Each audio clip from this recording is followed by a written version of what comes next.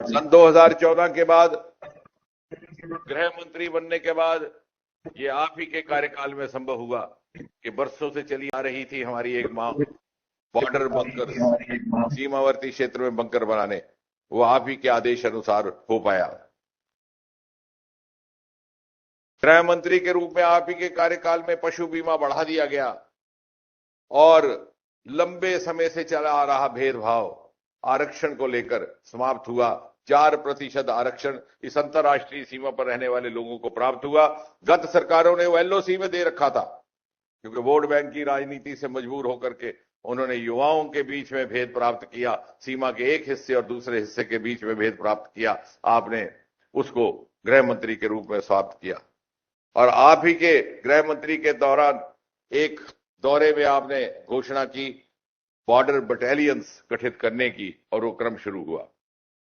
बहुत समय नहीं लेना, लेकिन 2019 के बाद रक्षा मंत्री बनने के बाद यदि हम बीआरओ के ही संदर्भ में बात करें, जिस विषय को लेकर के आज ये कार्यक्रम आयोजित है, तो सड़कों का जाल बिछ गया।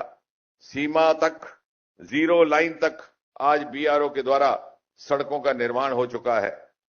जनरल राजीव चौधरी व्यक्तिगत तौर पर बहुत सहयोग करते रहे और मुझे ये कहते हुए भी हर्ष है कि सेवानिवृत्त होने से पहले उनका एक बड़ा कार्यक्रम और कहीं नहीं हमारे ही क्षेत्र में हो रहा है। और आज जब आदरणीय रक्षा मंत्री जी देश भर में एक नहीं, दो नहीं, 10 नहीं, 90 प्रोजेक्ट्स की लॉन्चिंग करेंगे, तो उसकी वर्चुअल लॉन्चिंग के लिए यदि किसी स्थान का चयन किया गया तो हमारे क्षेत्र का किया गया। ये माननीय राजनाथ सिंह जी का हमारे साथ जो लगाव है, हमारे साथ जो प्रेम है, उसका भी एक प्रतीक है। गत 9 वर्षों में यहां इतने पुल बन गए, लगभग 200 से अधिक तो मेरे ही चुनावी क्षेत्र में। माननीय जी, आपकी बदौलत है मुझे यहां के लोग पुलों वाला एमपी कहने लगे। ये आपके आशीर्वाद से मुझे पदवी नसीब हुई। और इतना ही नहीं, वर्षों से चले आ रहा भेदभाव समाप्त हुआ। चाहे धनराशि हो, चाहे दूसरे सब साधन हो, एक समान उनका वितरित होने लगा। जहां दूर सीमा तक सड़कों का निर्माण हुआ, वहां दूसरी ओर डोडा जैसे दूर दराज क्षेत्रों में मेरा अपना गांव, जहां हमारे पूर्वज कई बार बिना मोटर गाड़ी के दर्शन किए गुजर जाते, क्योंकि यातायात की कोई बहुत ज्यादा सुविधा नहीं थी, आज वहां नेशनल हाईवे निर्माणित हो रहा है। मुझे ये कहते हुए खुशी है और ये हमारी जानकारी में रहे, रिकॉर्ड में रहे, कि बीआरओ ने एनएचएआई और एनएचडीएल के साथ भी सहयोग किया है। जनरल चौधरी जानते हैं, लखनपुर से जो हमारा हाईवे बन्नी बसोली से होकर के डोडा भदरवा पहुंचेगा, रास्ते में छतरगला की सुरंग आती है। भले ही उसका निर्माण भारतमाला के तहत होगा, लेकिन उस सुरंग का डीपीआर बीआरओ के तहत बीकन्स नाम की एजेंसी ने बनाया।